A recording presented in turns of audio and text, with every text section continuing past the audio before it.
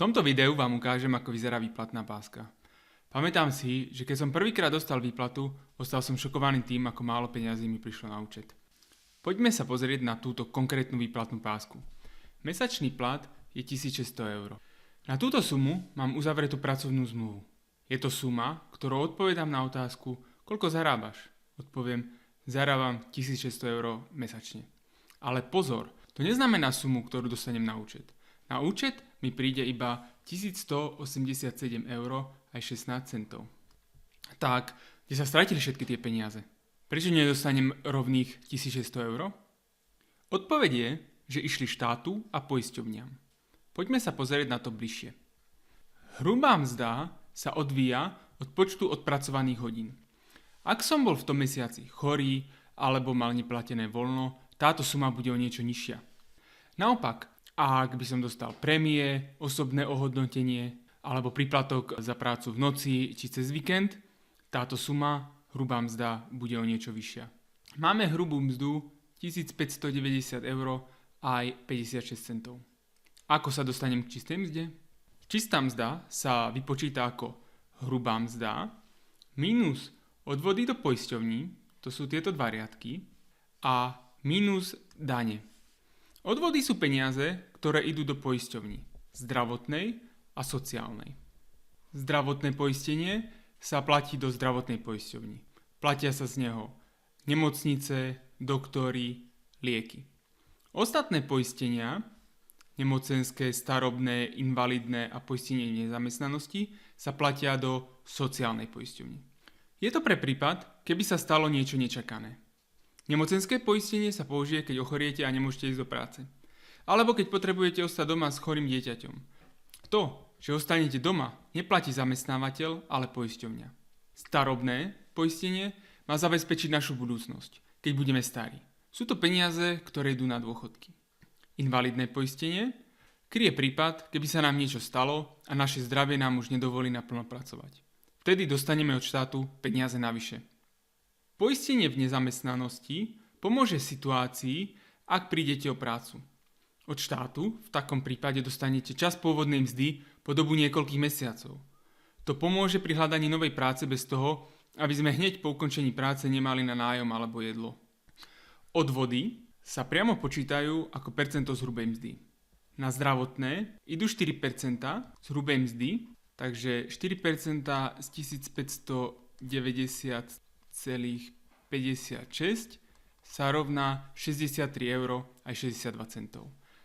Ako vidíme, starobné je takisto 4%, invalidné 3%, nemocenské sa počíta ako 1,4% a poistenie v nezamestnanosti je 1%.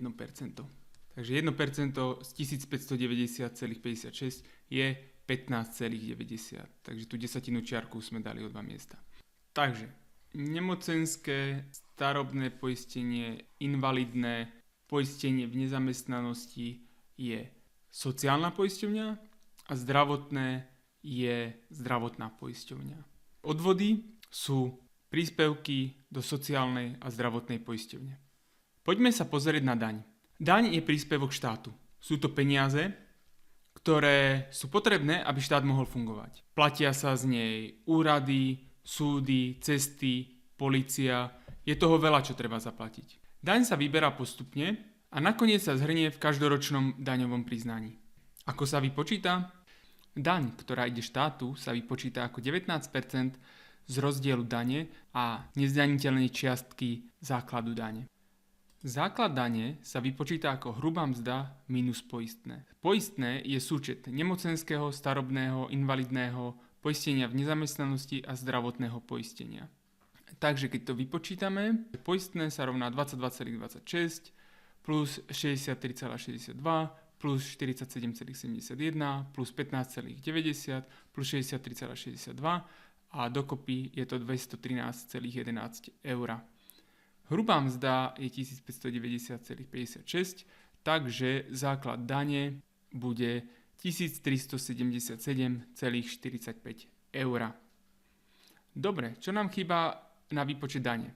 Základ dane máme vypočítaný a teraz nezdaniteľná časť dane. Nezdaniteľná časť základu dane na daňovníka je odvodená od sumy životného minima. Príjem do tejto výšky sa nezdaňuje. Takže ak by som mal príjem 375 eur aj 95 centov, neplatím dane. Takže základ dane mínus 375,95 eur krát 0,19, lebo chcem získať percenta, nám vyjde 190,29 eur. Keď z hrubej mzdy skoro 1600 eur odčítame poistné 213 eur a taktiež odčítame daň 190 eur, dostaneme 1187 eur, čo je naša výplata. Toto dostanem na účet. Čistá mzda je niekedy ešte znížená o zrážky zo mzdy. A až tak dostaneme finálnu výplatu. Zrážky zo mzdy sú častokrát dobrovoľné. Tieto zrážky predstavujú obyčajne extra služby.